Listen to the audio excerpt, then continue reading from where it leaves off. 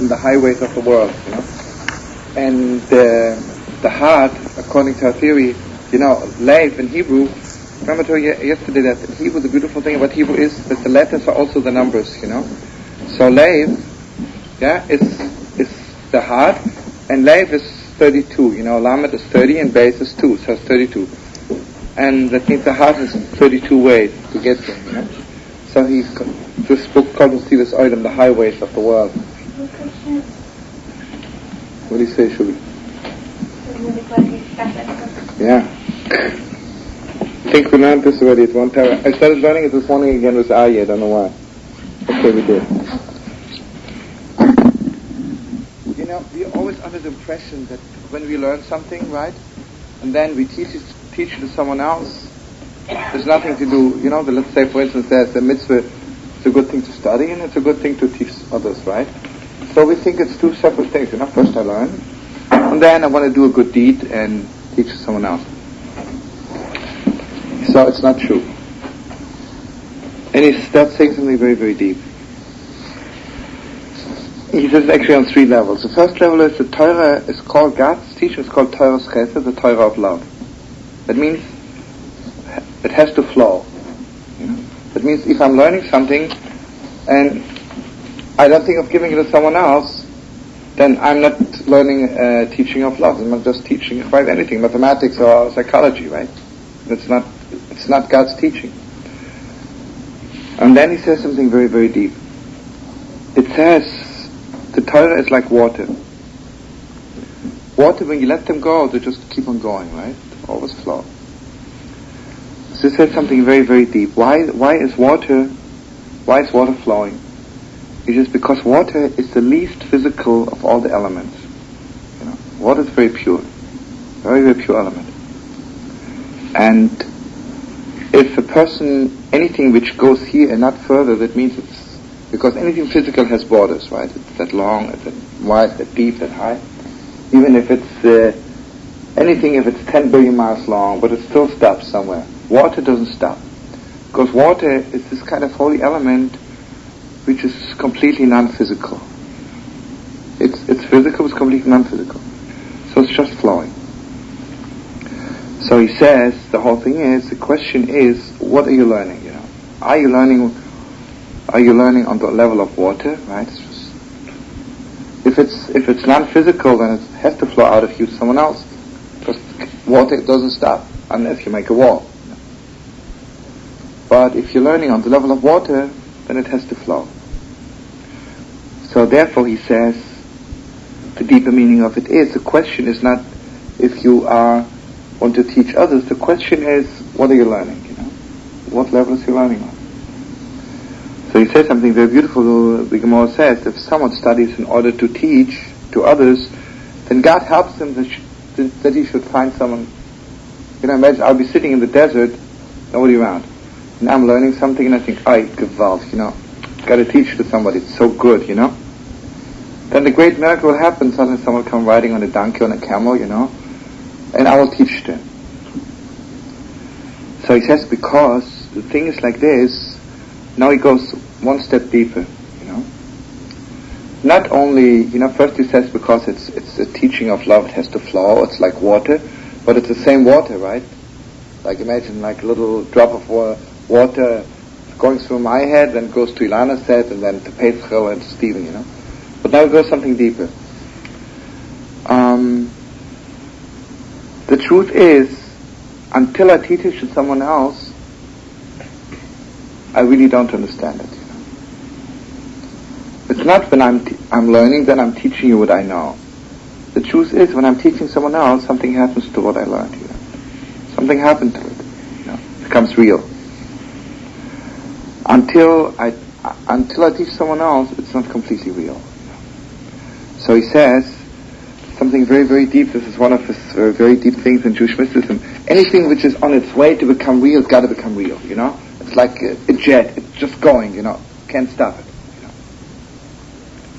So he says, if I learn something in order to teach to others, that means I'm on the way of making this teaching real. So I don't know. The whole world is turning over. Someone got to be there to receive it from me. Someone will be there. And then he says, the Gemara says something even deeper. If I'm studying in order to teach others in order to do it, then, so to speak, God is turning over heaven and earth, but I will do it. He says, because this is not, also it's not something separate. I'm learning, and then I do what I learned. It's not the thing. The thing is, what kind of learning is it? If I'm learning on the level that it's so real that I have to do it, that means it has to come into this world.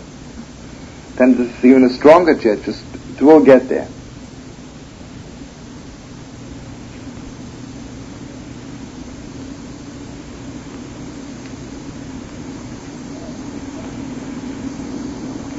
Then he says, the Gemara says, if you teach someone else,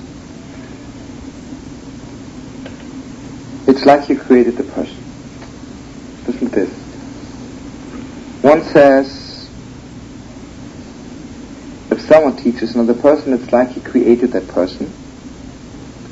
The other one says, it is like he created the teaching. If you teach words to someone else, it's like you made up the teachings. And Rava says, it is like he created himself. So now he starts saying, this is very, very deep, he says. He says, because every word we are studying gives us a little bit more perfection, right? Makes us more, right? Like the more of knowing one more word Torah and compares to knowing one word less is infinite, right? Let's say if I knew something before, but I didn't know what this person was telling me, right? It's not I know more, it's like infinite, completely infinite, right?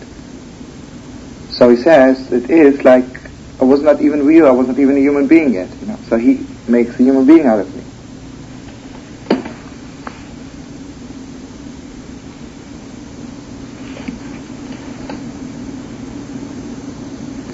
And then he says, and the second one says that it is like he created the words like created the teaching, because, let's say, for instance, mathematics, 1 is 2 doesn't depend if I know it or not, But this is really way out deep. He says God's word really depends on people, God's word is not hanging there.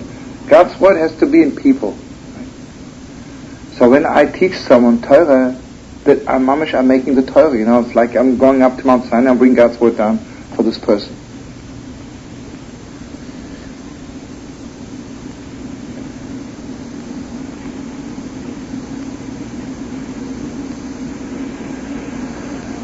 He says, I'm giving, like, very deep, I want you to think of it very deep. I'm giving, let's, I don't know, it's really very deep, let's say, like, I don't know, explain it.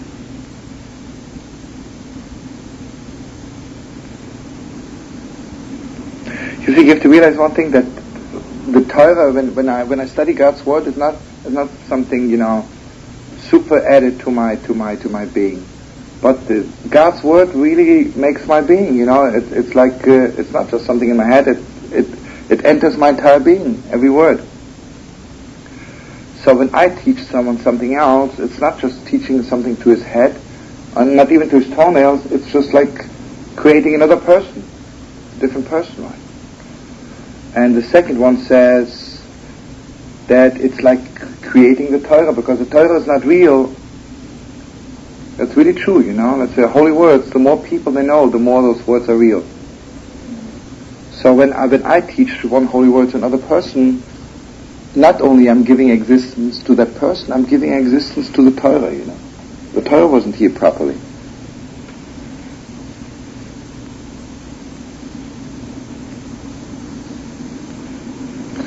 And the third one who says, when I teach someone else, it's like I created myself, he says, I wish I could just translate it in Hebrew, it says.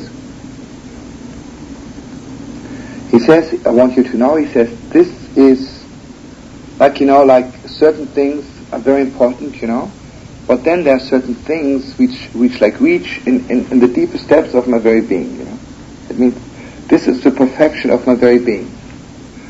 He says, if I am on the level that I can teach something to someone else, that means I'm giving reality to my own being, to my own soul. He says this is like the heavenly kind of perfection a person can reach. That the highest, this is the holiest perfection that I can give you holy words for. Torah. Because here's the closest I can get to God is the highest level I can reach. Because what is God? God is the greatest teacher, right? So the highest level I can reach if I'm also like teaching God's word. So this is, it says, I don't know how much Hebrew, it says Hashloma El Yoina, it's good to remember those two words. Hashloma, Hashloma means perfection, El Yoina means the highest kind of perfection.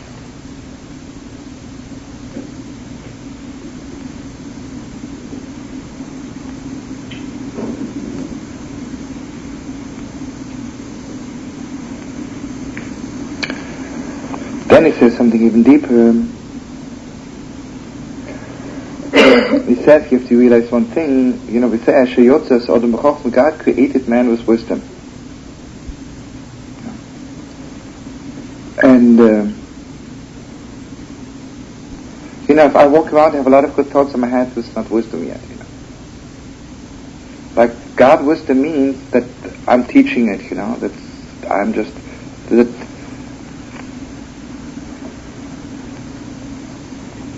Because what did God do with His wisdom, right? He created something, right? He didn't keep it for Himself. Whatever you keep for yourself is not on the God level, right? So if I'm teaching to others, that means I'm really reaching to the source of my being. Because I was created with wisdom, with Torah. And if I'm teaching others, that means I'm really reaching to the source where I came from, so to speak, on a high level.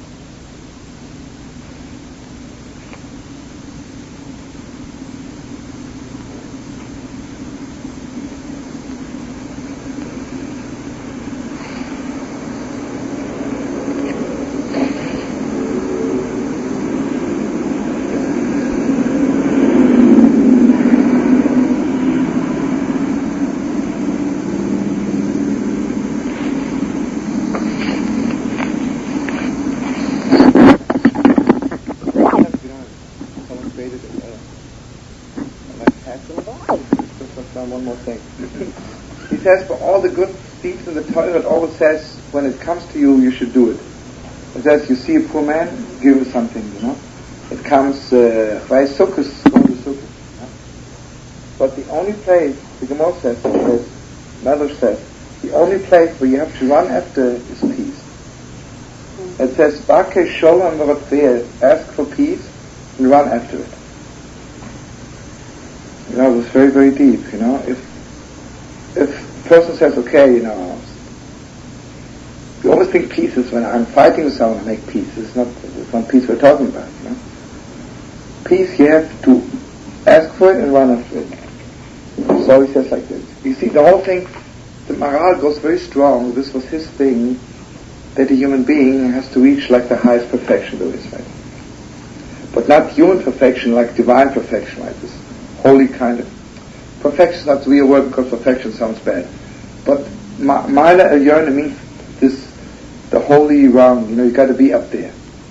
And how are you getting up there?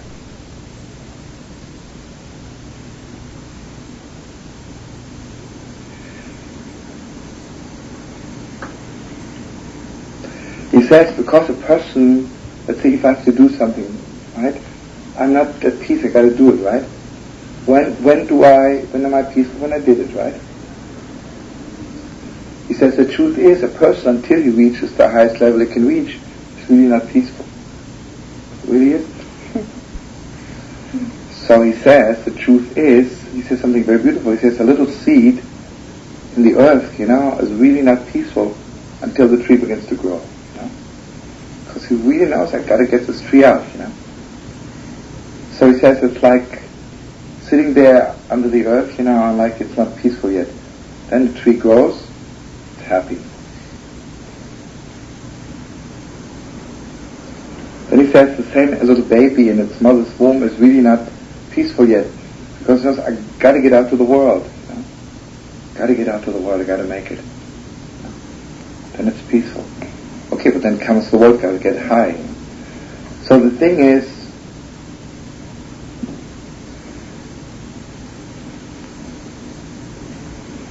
So listen to this. The Gemara says,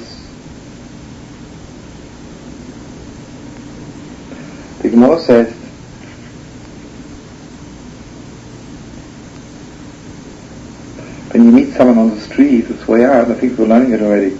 Yeah, this is one of the things we were learning. The Gemara says, if you walk on the street, you have to say hello first. Because if you wait till someone says hello to you and you answer back, this doesn't mean you're running after peace, right? You have to run after peace. But to run after peace means that I'm saying it first, right? Because I say peace to you. Then the Gemara says, if someone says hello to me and I don't answer back, then I'm considered a thief. I stole something from that person. So he says like this, because peace, you know what it is? Peace gives wholeness to the whole thing. Right?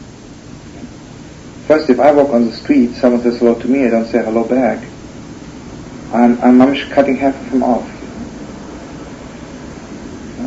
And if I walk in the street and I say hello to somebody, saying peace out to you, I'm making them whole. You know? I'm really giving them this holy kind of wholeness. You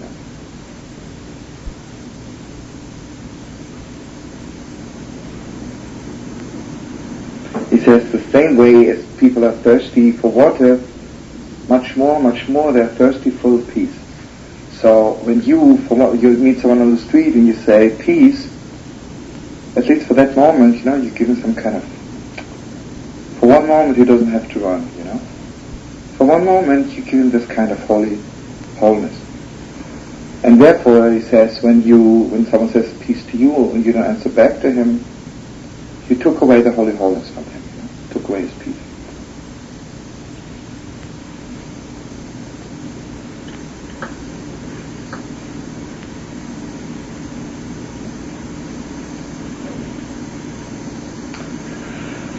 He says something very beautiful. He says, what is peace? Peace means when two things become one, right? When someone says peace to me, that means he says, I'm one with you, right? And then I don't answer back, that means I'm not one with you, we are two, right? And I'm taking half away from it, you know? It means I stole half of his oneness, you know?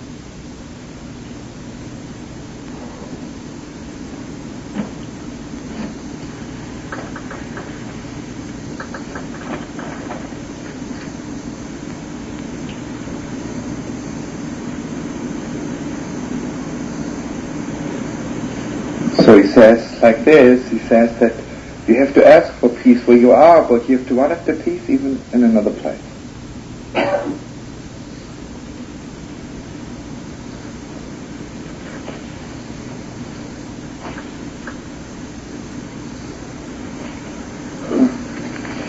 It's really good stuff, you know.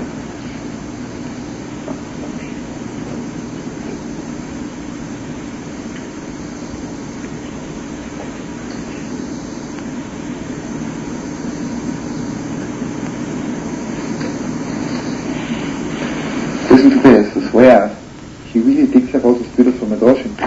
The Maharal says that you know that until you're bar mitzvah, you're not punished for what you do wrong. But if you start a fight, then you're punished even if you're only 1 day old.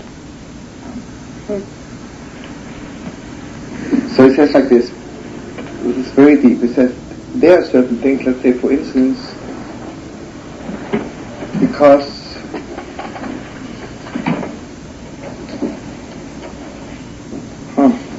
just like this, when it's a question doing right or wrong, you know, doing right or wrong, so until I'm bar mitzvah, I'm not responsible, you know, so I cannot be punished. For starting a fight, it's not a question of doing right or wrong, you know. Starting a fight is like really destroying the world, you know. Listen, God forbid, a little boy will push a button, I destroyed the world, I'm not bar mitzvah yet, you know, so you can punish me, you know. It just doesn't go, you know. He says fighting is, he says something very strong. He says fighting is the most living hell there is. You know, there's a dead hell, which is not so bad yet, you know. Because when it's dead, it's peaceful, right? It's a peaceful hell. Living hell, it's real hell, you know? And hell is fighting.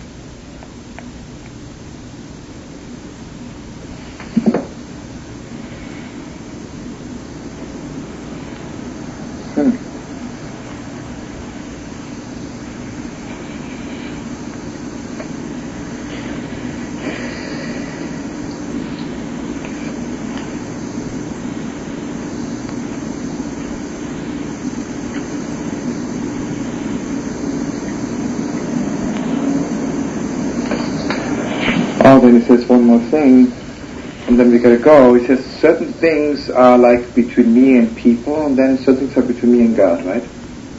Let's say I sit in the sukkah, it's between me and God. I give a poor man charity, it's between me and this man, you know.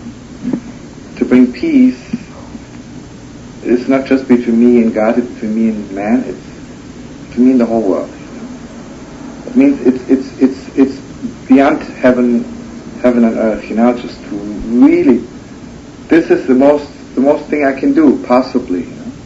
Like when I bring a little peace to the world, it's like, you know, I did something for this world, for heaven, for earth, you know, for the highest heaven, the lowest hell. Meaning to say, like, let's put it this way, let's say my great-grandfather died 100 years ago, right? Whoever he is, right?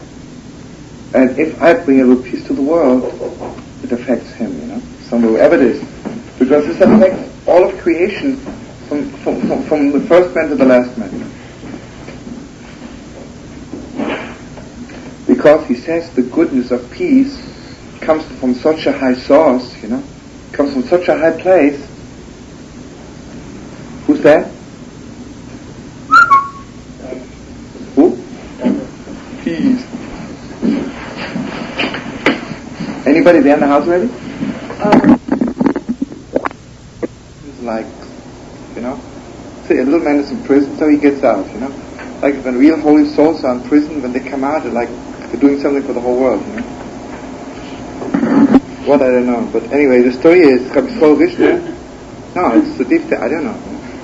So Rabbi Shlomo Carlebach was like top holy man in Russia, but that time he was only 24 maybe. And then his uncle, Maharal Chernobyl, you know, was already maybe 50. So the strangest thing happened that both of them met for a Shabbos in Kiev. You know? And can you imagine those two holy people, you know, everybody came to be with them Shabbos. And Friday night, like, it was complete silence, you know, they ate, nobody said anything. Then it came to, you know, someone has to say some holy words, some Torah. So Rabbi Shlomo Carlebach says to Chernobyl, you say. He says, no, you say. So then Rabbi Shlomo Carlebach says, Chernobyl, you're older, you say. He says, yeah, I'm older than you, but I don't have the strength anymore. He says, you say. So that week was Shabbos Vayeshev, it says, V'Yosef Ruach Mitzrayim, and Yosef was brought down to Egypt, you know, went to prison. So the Holy Rishna starts saying, the Yosef Ruach Mitzrayim. You know, Yosef is a tzaddik, the holy man. He says, Yosef Ruach Mitzrayim. Yosef, the holy man, the tzaddik, has to go down to Egypt, to prison. That's all he said. So that week he was arrested. He was in prison for a year. Looks like one of the two had to go, you know. One of them had to be in prison. So it shows him, I don't have strength anymore. But the story is, when the Holy Rishna came out from prison, he said like this, Gam ke'elech begetz u'moves, even I walk in the shadow of death, he says, Lo iro, I don't mind. But Ra, you know what's bad? You see, he says, I don't fear evil, because you're with me. So he cut the passage like this, he says, although I walk in the shadow of death, I don't fear. But evil, you know what's evil about, because you're with me. He says, you know, what's bad about it, because God has to go with me into prison. God has to be with me. way out.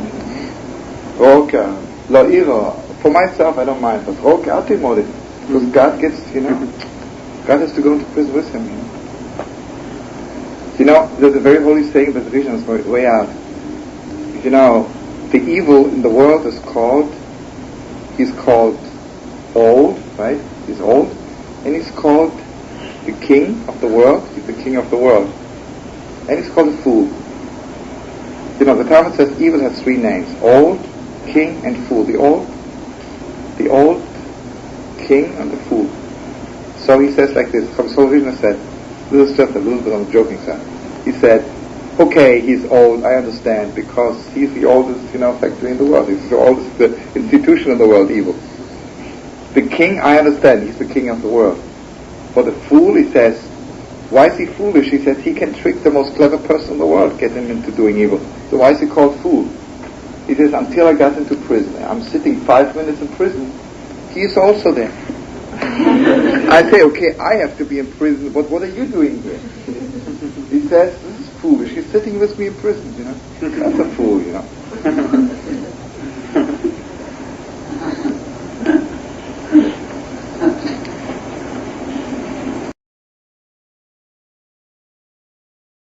This is a bit on anger from Wednesday, January 19th. Before war, you have basic training, right? Then comes shooting, right? You see, when you wait to prepare yourself not to get angry until the moment comes when you can get angry, then it starts there. I say, where's this book there, Chapayim, Give me the book first, too late. It's like a war. Because this is the strongest war we have with ourselves not to get angry. So you have to have a lot of training before. And the training is that you have really the whole time, you have to be very strong on avodas hamayach and avodas halal. Avodas hamayach means thinking, holy things, thinking and learning. Or mamish having all your mind clear all the time. And avodas halal, really working with your heart all the time.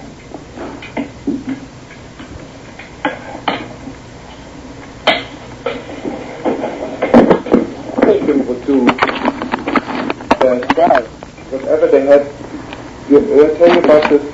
One rabbi had a ring, and he had two kebok on it, and they would sit there all the time, Or the chayim Lublin would have a little piece of paper in his hand, all between his fingers. People think he was playing his paper, And every day, what the thing he wanted to work on that day, he had written the whole time before him, He says, some people always yell, he says. So, they should write, talk quietly, or maybe just better be quiet completely, So he says, write down a piece of paper every time you want to open your mouth. Don't talk so loud, It's very good, But he says again, he says something very strong, because it was real Chiddush Yidele. He says, make sure that nobody's seeing it. Because the moment then your pride and your chutzpah goes so big, think, wow, I'm really serving, I'm much serving with God, all that I'm doing. He says, then you're an idol of idols, not only a little idol, you're a top idol.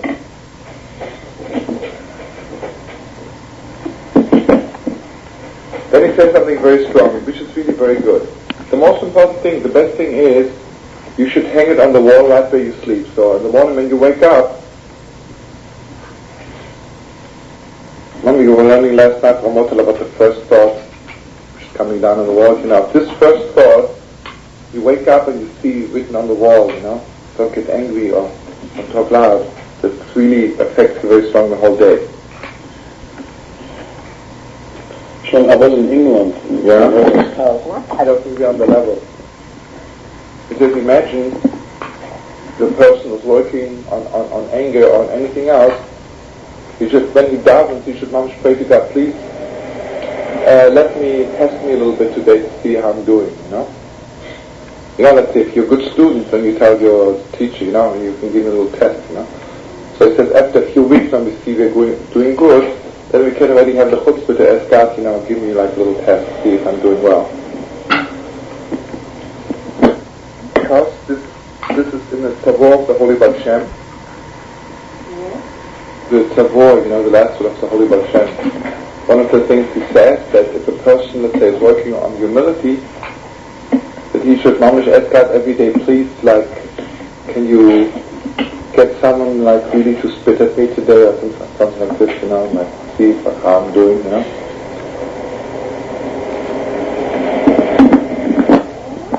When Rab Chaim Chaim came to Amateur, we never spoke of him, he's a holy man. He said, Ben Odom, little man, every day you will have tests. Moment. You'll have something will aggravate you on that day. You'll have some aggravation that day. Every day has an aggravation. So therefore, he says, prepare yourself with joy before. Because then, anybody wants to tell me exactly what's some tokas sabina, What's some tokas sabina? I would say that, there's some Torah, I would go over with a needle to Ilana and pinch her in the arm, Chutzpah, right? Because Chutzpah work. But if she knows that I'm a doctor and giving her an injection, No, then she knows, he's curing me, It's a completely different attitude, right? Doesn't even hurt the person who's That's supposed to be,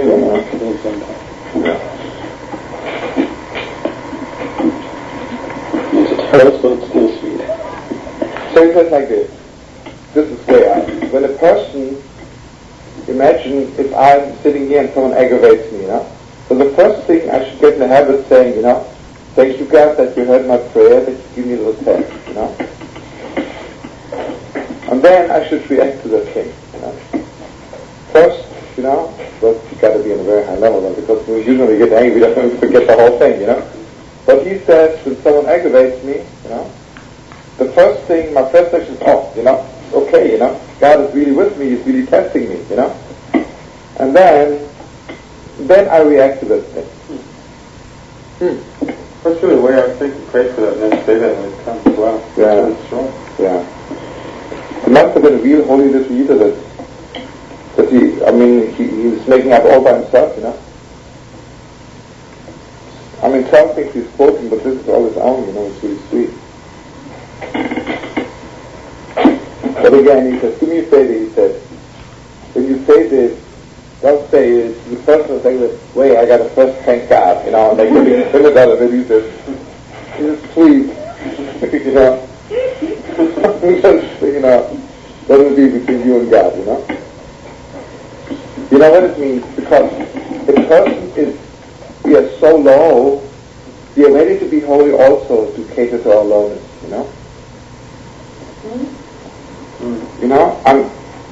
I'm ready to be the holy of holies if I can. Imagine, if someone comes to me and says, listen man, I want you to fast for 1 week now, and I put you in the New York Times as the holy of holies,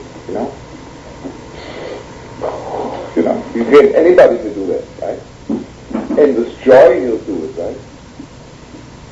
Remember the story about the holy Robster was the Robster couldn't stand it, Like, Robster was so real, He came to a city and they told him, there's a Yidele who sits in the marketplace and he wears a sack, and under the sack he has thorns, and he fasts all week long. Everybody knows he's holy.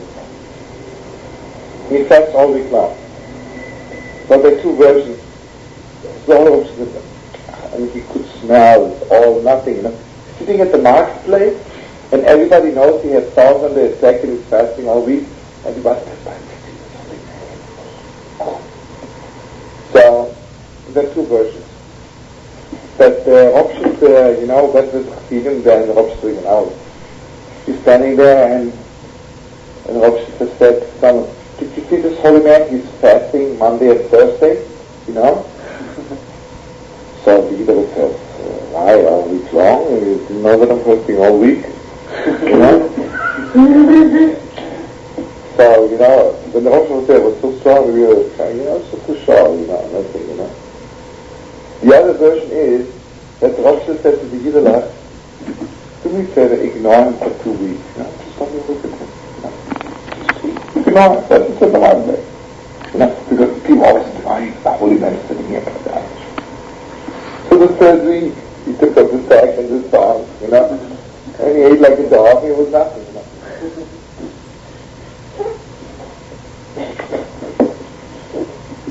Yeah, they used to be holy for the little publicity.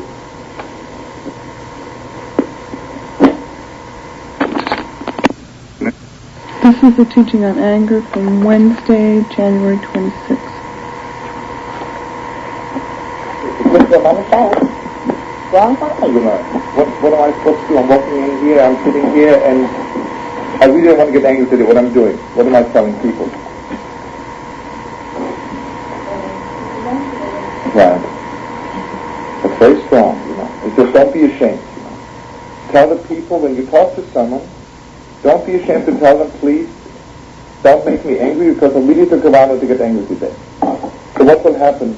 What does it say? What will happen? It will mamish purify the other person also. That means if I take a vow that I shouldn't get angry, and the people I am coming in contact with, my little vow rubs off on them also. But then he says, what shouldn't I do? I mean, don't overdo it. I walk in, I say, folks, I'm such a high level, I'm working, I'm not getting angry today, in fact, I made a vow, So he says, at this point, I'm leaving you off on your own, I hope you have a good night.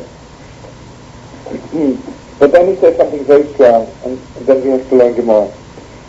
This is from Rabbi Melech, it's a very, very holy Torah. It says, every morning we say, La'odam Ye'odam Yerushalayim B'Seiser B'Gol. You should fear God, the Seiser, in a hidden way, How do you say hidden, the Seiser? To say like, in a secret way. In a secret way, a B'Gol, and in an open way. He says, the greatest and the deepest, nose training you have to know exactly when to do it secretly, and when to serve that openly, Because sometimes you have to serve it openly because you have others to serve, You don't have the right always to be secretly, This is something very strong. Imagine a poor man walks in, and I would think to myself, I don't want anybody to know I'm giving him charity. I'll wait till he leaves and run after the street and I'll give it to him. And in the meantime, if I would have taken out $1, give it to him, I would have done the same thing, It saves a lot of times, Or sometimes someone comes and says something wrong, and they say, I don't want to speak up now, I'll talk to him later, still I speak up. That's not right. Because if you speak up from now, speak up also. So you need to know exactly, so this is the prayer, please God, let me know exactly when to serve you secretly, and when I should serve you open. You see, it says like this, it's much easier to serve God secretly, because if I do it openly, I'm always a little bit, my ego is involved, and maybe I'm not doing it really for the sake of God. So all you can do is pray. There's nothing you can do really. So Rabbi Melech says, this is really very strong. Rabbi Melech says, what is the most important function of the tzaddik? Why do you need the Rebbe so much? It's really way out. Because the most important thing, if you need a Rebbe, to let you know when to serve God secretly, and when to serve God in the open. It's really very strong. And what happens when you come to a tzaddik, he says that even if you serve God openly, you do it in a more holy way, because you really know that you're not on the level of a servant of God yet, Like each time we do something a bit for God, we think whether we're so holy. But then we remember how holy the tzaddikim are, and we should fall off, We didn't do anything yet.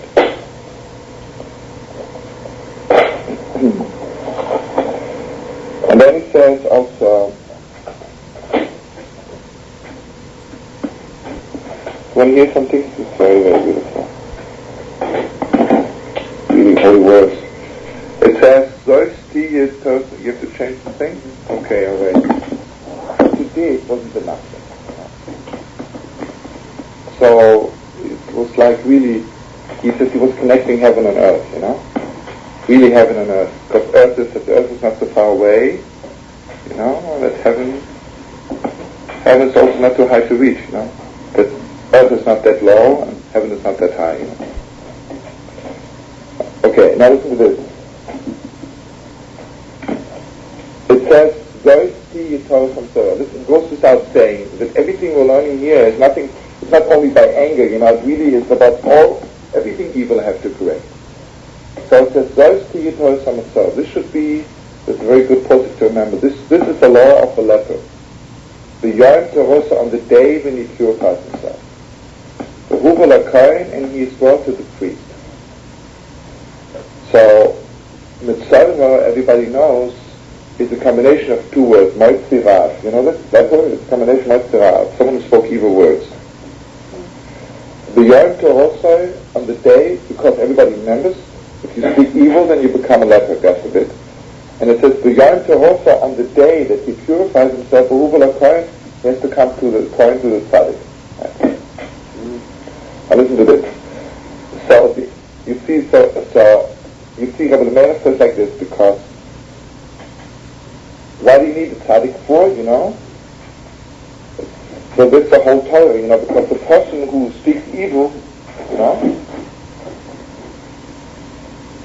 he's completely out, right? He has to be taught from the beginning when to be open, when to be secret, when to open your mouth, when to keep your mouth shut. Right? So he says the Yom Terosa is very, very strong. The Yom Terosa, that means your purity has to be as clear as the day. When can you say about yourself that you really get out of anger? It has to be clear like the day that you're out of it. And for that you need a tzaddik to your way out. Or let's say I want to be out of talking evil. It's not just, getting out of talking evil. The purity has to be as clear as day. That's really beautiful. The Yom Terosa. The purity has to be as clear as day. Very strong, And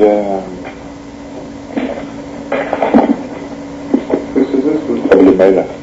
Holy Rabbi Melech. This is one of the top Torahs of Rabbi Melech, which is always quoted all over.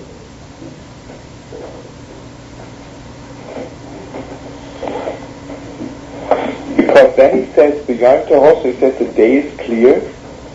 So Rabbi Melech puts one little holy twist into it, that the day is clear to everybody.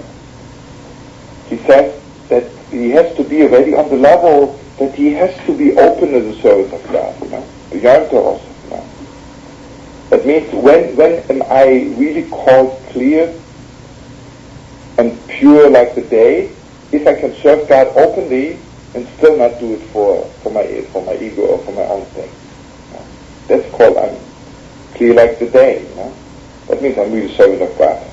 The servant of God is not only when you can do something secretly.